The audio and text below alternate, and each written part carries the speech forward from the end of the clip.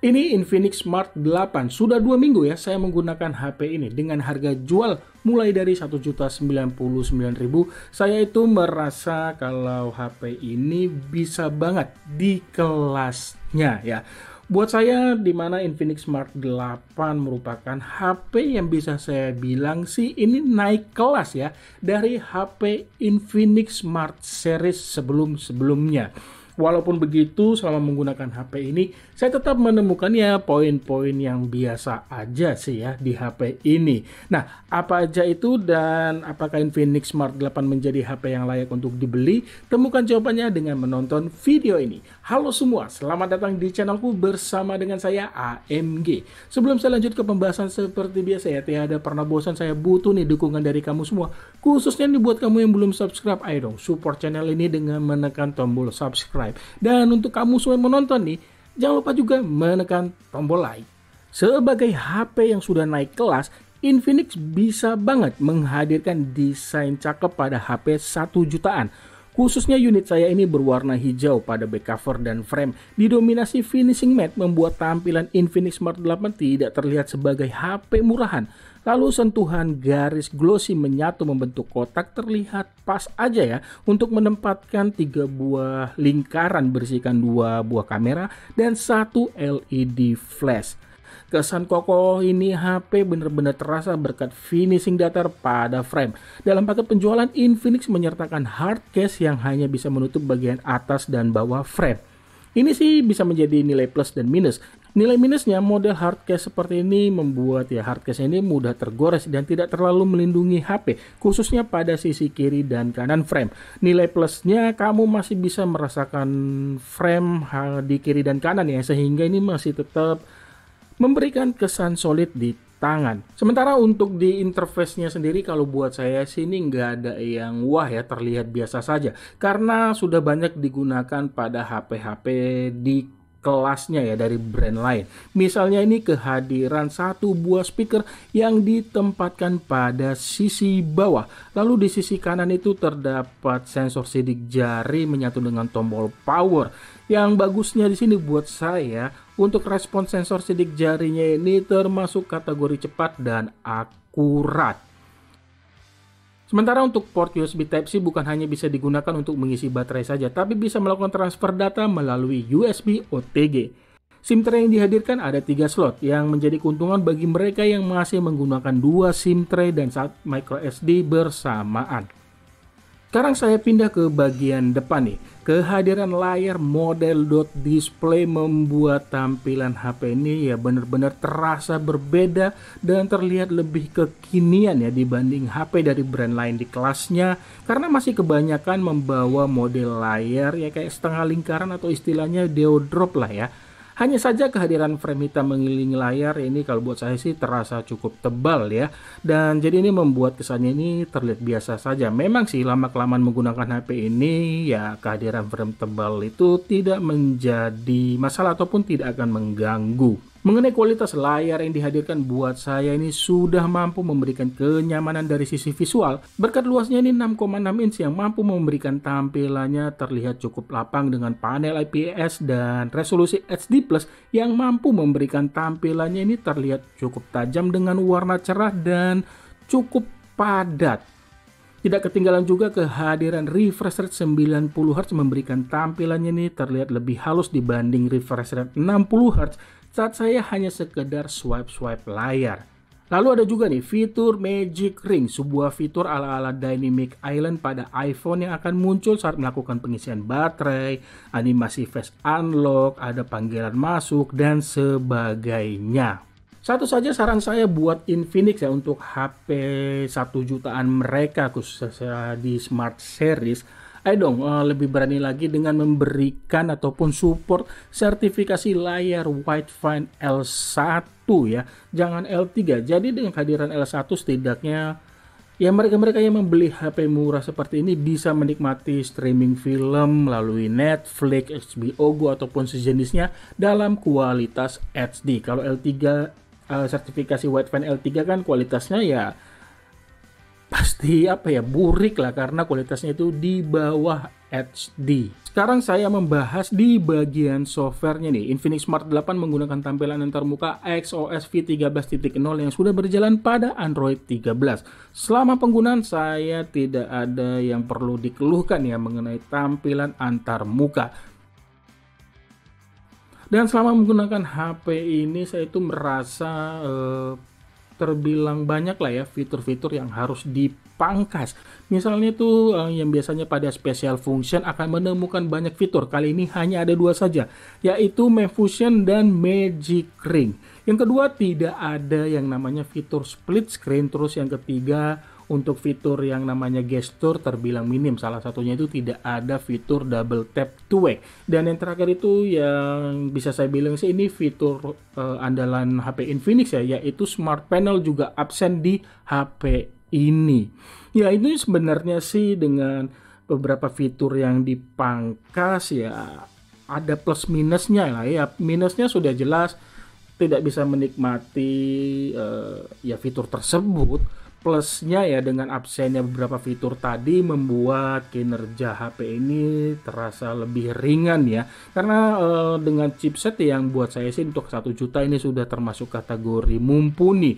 Yaitu di mana Infinix Smart 8 ini menyematkan ataupun mengandalkan chipset UniSoC T606 yang dipadu RAM 3 ataupun 4 GB yang bisa ditambah Memfusion hingga 4 GB.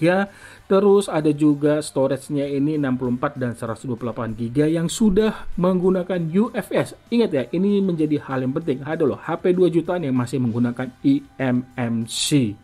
Dengan performa tersebut plus minimnya fitur di HP ini, saya merasa itu ya saat buka aplikasi sosial media, nonton YouTube atau hingga cuman sekedar membaca berita ini termasuk kategori lancar. Begitu juga ketika HP ini digunakan untuk bermain game ya. Nah, untuk lebih lengkapnya mengenai performa HP ini saat digunakan bermain game, saya sudah pernah membuat video gaming testnya. Di situ ada sekitar 5 atau 6 game yang saya coba seperti Mobile Legends, Free Fire, Wild Rift, terus Blood Strike, dan terakhir itu PUBG ya. Ada 5 ya. Kalian bisa tonton videonya. Nanti linknya saya sertakan pada kolom deskripsi atau ada di akhir video. Intinya selama menggunakan HP ini sih buat saya sih nggak ada kendala ya. Termasuk kategori nyaman. Mungkin ya masalahnya itu yang pernah saya temukan yaitu ketika saya mau ke app drawer, bukan app drawer apa ya, aplikasi yang berjalan seperti ini, kadang itu nggak bisa tersentuh ya, nggak bisa disentuh untuk terbuka ya. Jadi misalkan YouTube itu nggak bisa tersentuh ya. Jadi ya solusinya buka YouTube ya dari aplikasinya begini. Ya itu aja sih yang bisa saya bilang apa ya, yang sedikit mengganggu lah ya selama menggunakan Infinix Smart 8. Dari performa saya akan pindah ke bagian kamera ya. Untuk mengabadikan momen dalam bentuk foto ataupun video, Infinix Smart 8 mengandalkan kamera utama di belakang beresolusi 13 megapiksel ditemani satu lensa yang buat saya ini nggak tahu fungsinya untuk apa, dan ada satu kamera depan beresolusi 8 megapiksel. Untuk fitur-fitur kamera yang dihadirkan sudah lebih dari cukup lah ya. Tidak ada mode pro, tapi di sini super naiknya bisa digunakan pada kamera depan. Mengenai hasil fotonya buat saya sih ini masuk kategori bagus untuk HP di kelasnya. Dengan detailnya terbilangnya cukup dapat, warnanya juga tidak pucat. Dengan fotonya ini terlihat lebih terang dibandingkan aslinya.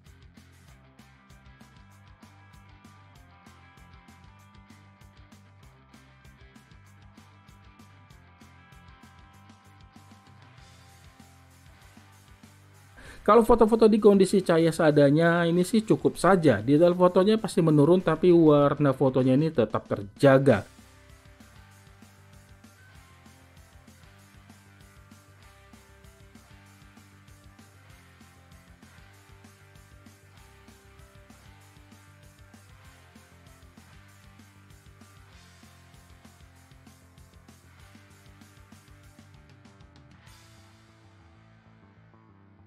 Tapi nih ya, kalau sudah mulai masuk di kondisi agak gelap ataupun malam hari, detail foto benar-benar hilang sama sekali, noise bermunculan, bagusnya warnanya ini masih terbilang sih nggak pudar-pudar banget.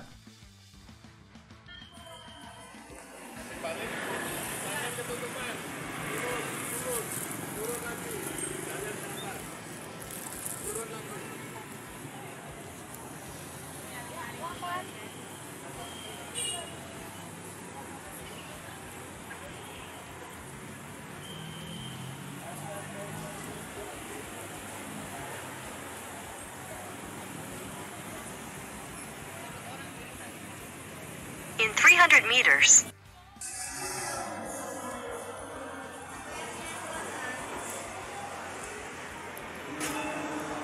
Oke, ini contoh perekaman video kamera depannya di dalam ruangan ya. Resolusi Full HD 30 frame per second.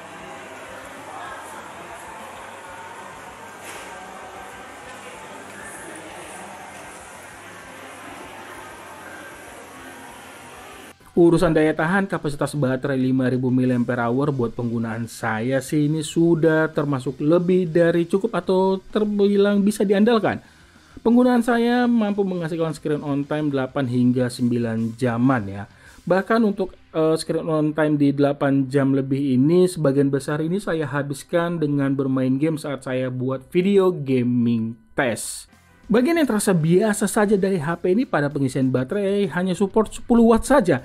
Jadi membutuhkan waktu 3 jam lebih mengisi baterai hingga penuh. Keanehan yang saya temukan lagi selama menggunakan HP ini saat saya mencoba mengisi baterai HP ini menggunakan charger dari pihak lain. Saat itu saya menggunakan pihak dari brand yang depannya L ya. Keanehannya itu di mana saat saya mengisi baterai ini dari 8 hingga 100% baterai itu terisi penuh selama 31 menit. Gila kan ya? Mengalahkan Superfook 33 watt. Lalu langsung saya gunakan setelah penuh, saya gunakan sekitar ya dimana di sini menghasilkan screen on time 9 menit. Kapasitas baterainya ini berkurang dari 100 hingga 23%.